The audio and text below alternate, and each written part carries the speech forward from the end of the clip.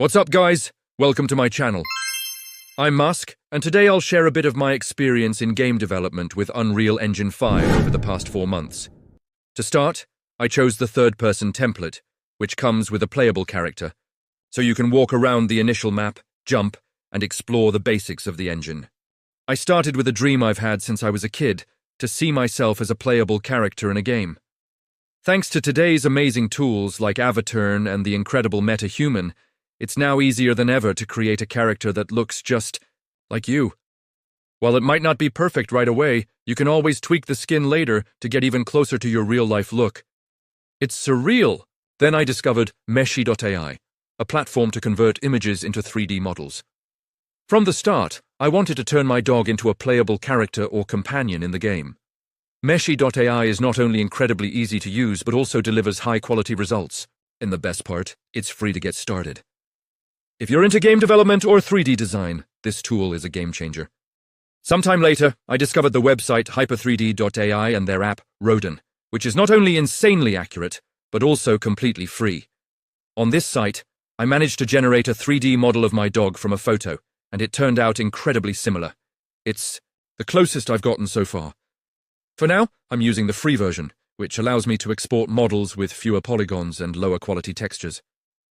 I know many new AI tools are emerging, and soon we'll have even more precise options. After exporting the model with textures to my Unreal Engine 5 project, I began the grueling process of rigging, adding a bone structure to the 3D model without causing deformations, or at least minimizing them. For someone without experience, this process is exhausting, frustrating, and honestly even painful. It's been the most time-consuming and challenging part of the entire project so far. Still in the context of creating a character that looked like me, I discovered the ActorCore AccuRIG app. This tool is capable of adding a bone structure compatible with Unreal Engine 5 to any humanoid model. Insane, right? And guess what? It's free again. With this, rigging other models I created wasn't too difficult, and it marked the beginning of another saga, retargeting. Retargeting is another incredibly complex and painful process, especially for beginners. So, if you'll take my advice, don't start your journey by creating your own models if they require rigging, especially if they're not humanoid. Thanks to AccuRIG, the rigging process has become much simpler, but retargeting is still something you'll have to face. It's a tough but necessary skill to learn. Instead, try using models with bone structures already adapted for Unreal Engine, whether they're Unreal 4 or Unreal 5 models, as these often come with ready-to-use retargeting files. As you can see in the video, AccuRIG guides you through stages where you adjust points to define the folds and key areas of the character's bone structure. It's a step-by-step process that ensures your model is ready for animation.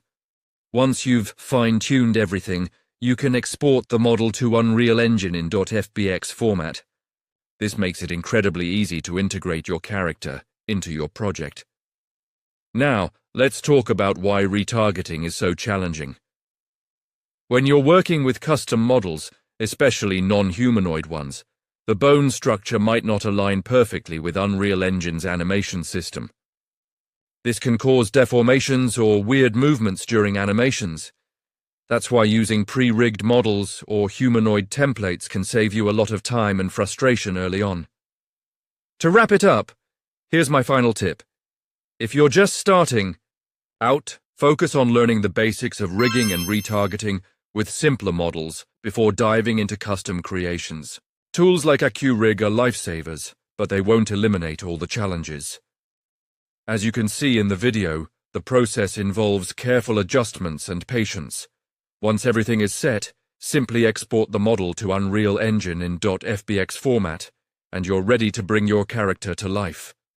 After learning the basics of working in the engine, importing models, rigging, retargeting characters and animations, I finally started building the core mechanics of a game. I created a character of my wife using Avaturn and AccuRIG, with animations from the Mixama website, and set her as the main player. I also added a sword and a basic pickup item system. Following a tutorial on environment creation, I built the scene you see in the video in about 20 minutes. At this point, I was starting to get familiar with the basics of Blueprint's, Unreal Engine's node-based system for creating game logic. It's a simple and visual way to connect actions and events. However, I was working on a laptop without a dedicated GPU, so adding just 4 or 5 trees with foliage and movement would practically freeze the game. I also experimented with materials, using tutorials, but haven't dived deep into that yet. Some time later, I discovered the incredible motion matching system recently released by Epic Games, another game changer. This technology, based on the movement system from Fortnite, saves you countless hours of tweaking and movement logic. It's simply perfect and free to download from the Epic Games Store. Around this time, I also started studying enemy AI and managed to implement some basic logic, which already made the game more fun. I even created an initial HP bar system. The parkour you see in the video is entirely powered by motion matching.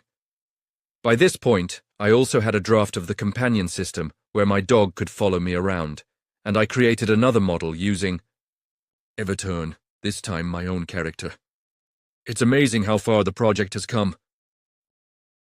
In this next video, we're close to the most current stage of the project. The enemy AI now has a solid foundation, with enemies that fight using fists, swords, or even an AR-4 for ranged attacks. They also have perception systems for damage, hearing, and sight, as well as the intelligence to pick up and equip their weapons when disarmed. Some enemies follow a fixed patrol route, while others remain stationary. The companion system was temporarily disabled to test the new fist combat mechanics, as I implemented a stun-like attack function for the companion. This stun effect prevents enemies from attacking for a short time, which made testing more challenging. Additionally, there are damage feedback effects and a HUD in the top left corner for both the player and the companion. Finally, we've reached the most current stage of the project. You might have noticed that, so far, it's not very clear what type of game this will be. The explanation is simple. There wasn't a clear direction at first. My profession is software development, specializing in .NET and React.js. This means I have quite of experience with structures, objects, and componentization concepts. My thought process follows the principle of reusing as many components as possible, in the most generic way, redirected or reconfigured via parameters. But what does this mean for a game project like this? Well, it means I stopped developing everything inside the character or enemy blueprints and learned to use actor components. Think of them like plugins. Once developed, you can simply add them to any character's blueprint. Sounds simple, right? But there's a catch. Since everything needs to be generic, it took me a while to master concepts like getOwner, getACharacter, and getComponent by class, which are essential for this approach. This part is very technical, so I won't dive deep into it in this video, but I'll show you more in the future. In summary, I moved functions like HP and damage control, attacks, items, and companions into separate components, allowing them to interact with each other to perform necessary actions. Now, if I want any character to have an item, I just add the item component and select which item, combat style, or weapon they should use. No reprogramming needed. Isn't that amazing? With this, I'm essentially creating my own game engine, giving me a foundation to build various types of games in the future, not just one project. This approach is slower to develop, but delivers a more useful and consistent result in the long run. At this stage, I've implemented random movement logic for enemies without a specific patrol route. I also added a ready-made map provided for free by Fab on the Epic Games Store. You'll notice the frame rate dropped significantly because the map isn't optimized. It's just a sample for creators. But it already gives the game a whole new look, doesn't it? Absolutely fantastic. I've also implemented a target lock system with movement style changes and created a system to switch between the companion and the main player, allowing you to play as either. I'm sure by now you're starting to imagine some cool quest ideas, right? This system was a lot of work, especially since it uses Unreal's behavior trees for AI. I created a separate behavior tree for the companions, and it's been a challenging but rewarding process. In this final video, I'll demonstrate some gameplay with the AR4. Since the last video, you'll notice I'm now using my MetaHuman, and the movements feel much more fluid. I'll also have the option to animate the face during in-game animations. I've implemented a customizable crosshair system that activates based on the equipped item type, with accuracy varying depending on movement, though it's not visually reflected on the crosshair yet. There's a special bar below the HP, which I've started structuring but haven't finalized, You'll also notice the companion rushes toward the enemy I hit, but I need to refine this logic, as it sometimes switches targets even when enemies are still alive. At this point, I've finally decided on the type of game I want to build. A beat-em-up. I took some time to reflect on what I wanted to achieve in terms of fun, and it brought me back to my childhood. Most of the games I enjoyed were beat-em-ups like Sleeping Dogs, which hooked me with its well-done combat and interesting story. I even plan to mix in 1 or 2 2D levels, inspired by classics like Altered Beast. Spoiler alert. Ha!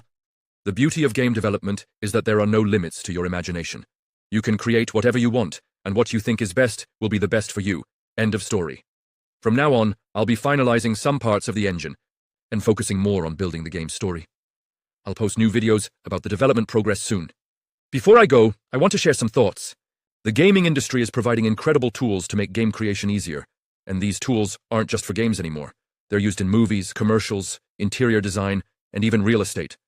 Learning this isn't just about making games. It's a gateway to careers in many fields. I discovered this after diving into game development as a hobby, and it opened my eyes to a world I hadn't explored before. Even as someone constantly surrounded by technology, I had no idea how vast and exciting this field was. Thanks for sticking around until the end. If you enjoyed this video, don't forget to like, share, and subscribe to the channel. See you in the next videos.